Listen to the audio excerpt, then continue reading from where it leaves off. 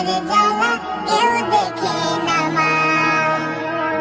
বাবা আমার কবরেতে, মায়ের লাশ পালঙ্কেতে, এখন আমায় দেখার মতো আপন কেহ নাই মা।